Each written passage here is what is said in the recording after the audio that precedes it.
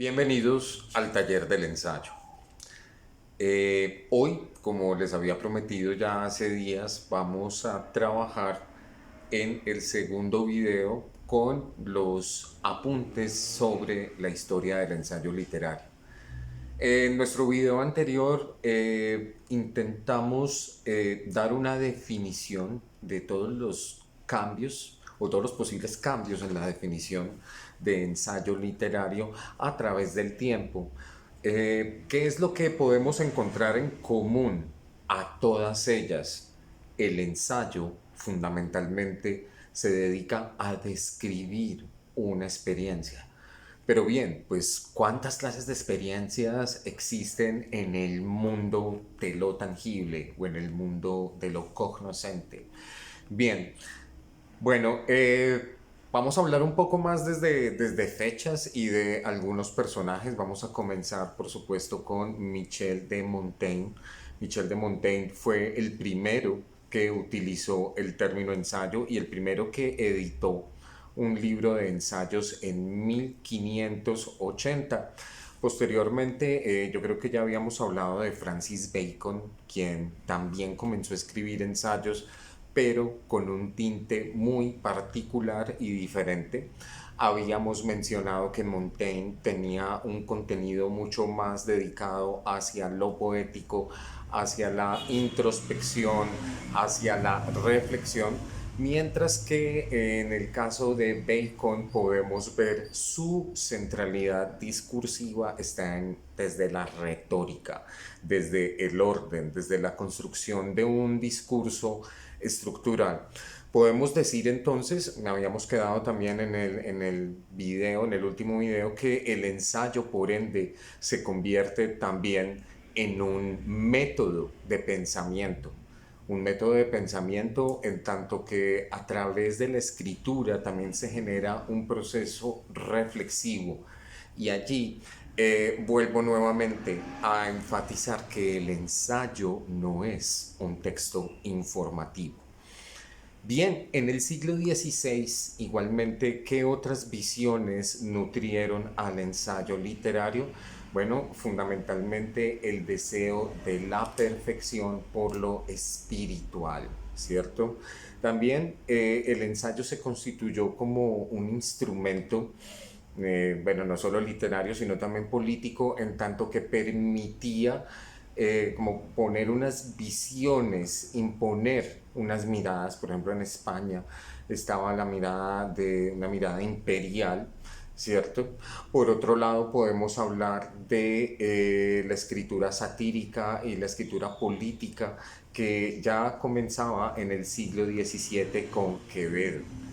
Bien, del siglo XVI me haría falta mencionar también a Santa Teresa de Jesús y a Fray Luis de León, pues que hablaban también de su proceso, de su transformación, de lo místico y cómo también lo místico pues apelaba a otras instancias y a otros conceptos más del orden de lo filosófico. Bien, posteriormente ya en el siglo XVII podríamos decir que el ensayo satírico y político que estaba escribiendo Quevedo pues ya se constituía como un propósito completamente diferente al inicialmente considerado por Montaigne, ¿cierto? Montaigne pues también consideraba que el ensayo no podía desprenderse del ensayista, es decir, que siempre hizo énfasis en la importancia de la subjetividad, de una subjetividad capaz de construir el texto.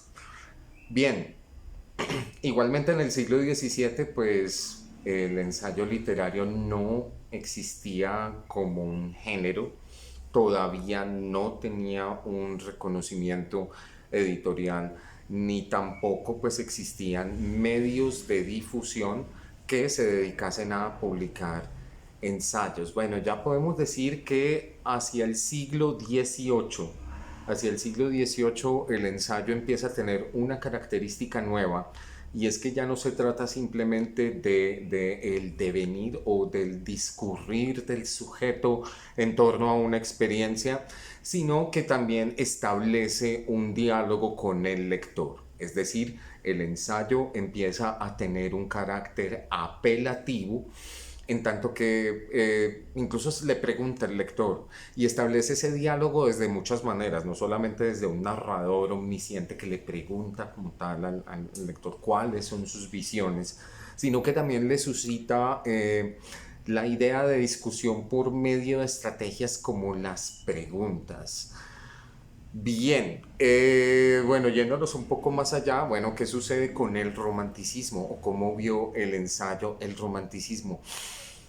Evidentemente, el pensamiento romántico ofrecía un gran campo muy fecundo para el desarrollo del ensayo, en tanto la afirmación del individuo, ¿cierto? Del individuo como sujeto que percibe la naturaleza y también de alguna manera que la sufre, ¿cierto? ¿Por qué? Por medio de las reacciones y las relaciones que establece el escritor romántico entre sociedad y naturaleza. Y también pues se suscitan muchos ensayos que pretenden la búsqueda de una sociedad ideal, ¿cierto? Ya pues también allí pues podemos pensar en algunos ideales más propios del pensamiento nacionalista. Muy bien, yendo hacia el siglo XIX, vamos a ver el ensayo como un instrumento crítico, como un instrumento que va a empezar a ser frecuente dentro de la crítica literaria y también dentro de la crítica del arte, en tanto que permite pues ese discurrir sobre una experiencia. Pero pues ya aquí empieza a surgir la pregunta, bueno, ¿en qué tanto, cierto, entra la percepción de lo subjetivo y de lo objetivo? Bien, es bien compleja la pregunta, pero podríamos solucionarla considerando que el ensayo también se puede convertir en un ejercicio hermenéutico, ¿cierto? En el caso de la crítica literaria o en el caso también de la crítica del arte. Bien, bueno, hay bastantes exponentes del ensayo, pero pues sería también como una tarea ya más propiamente de los talleres explorar todos los autores, ¿cierto? Por último, quiero pensar en cómo es la transición del siglo XIX al XX y también pues cómo el pensamiento de España empieza a tener un eco directo en Hispanoamérica. Bien, una característica del ensayo en Hispanoamérica durante el siglo XX pues es la necesidad y la búsqueda de un colectivo y la reafirmación de la identidad. Bueno, la reafirmación de la identidad pues es uno de los aspectos también que se ve como frecuente dentro del boom hispanoamericano. Por otra parte pues también ya sabemos que también es conocido por ser un gran movimiento más planteado desde lo editorial.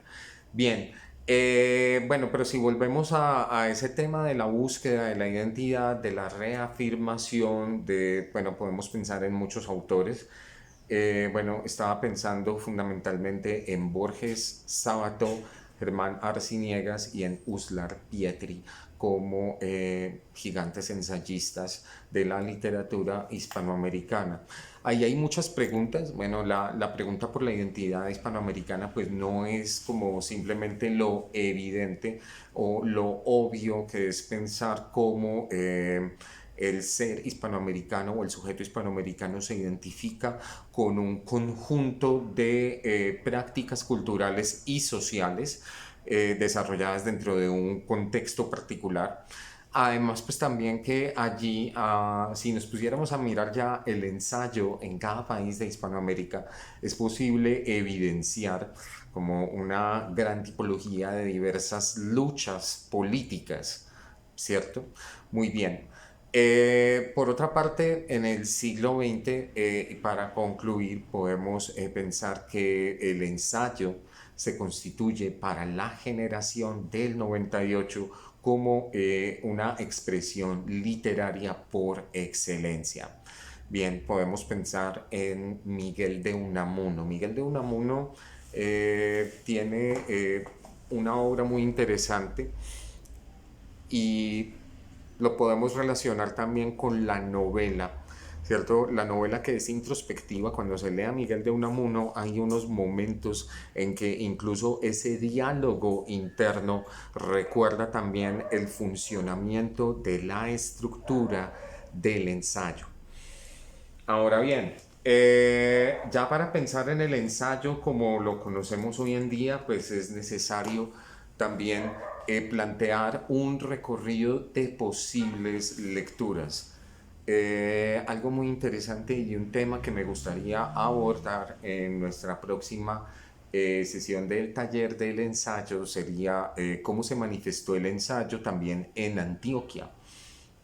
Bien, y también los dejo con esta última pregunta y es, bueno, el ensayo por una parte pues se reafirma como género literario y también en qué momento pues empezó a bifurcarse como en distintas funcionalidades y con distintas perspectivas.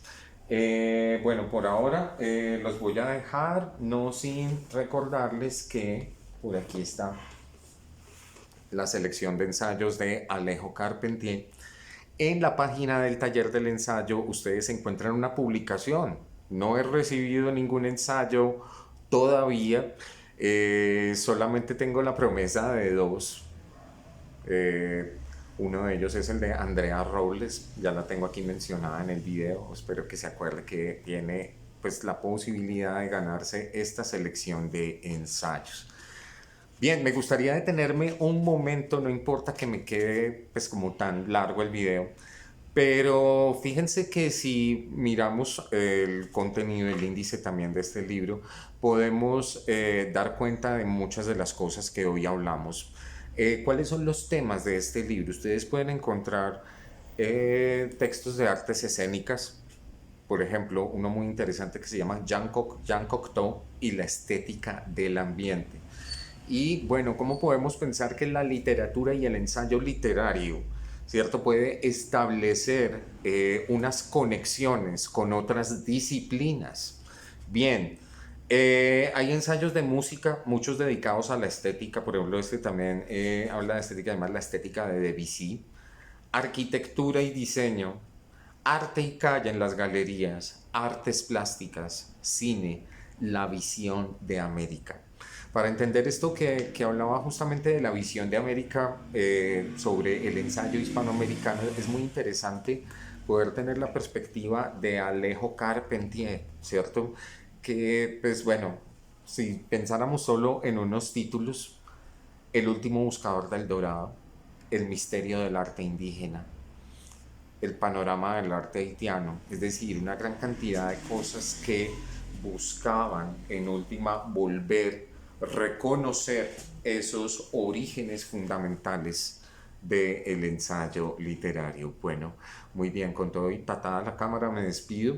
Les quiero agradecer por escucharme y los invito a seguir el taller del ensayo. Recuerden, están abiertas ya las inscripciones para el taller de ensayo literario. En este ensayo, pues, en este taller, perdón, la idea sería que tengamos la posibilidad de experimentar con la idea de hacer efectivamente un ensayo, ¿cierto? Y pues sobre todo partiendo de qué, de estos conceptos, de los antecedentes y de leer otros ensayistas. Gracias por estar aquí y espero verlos pronto en Literatura en Tiempos de Peste. Gracias.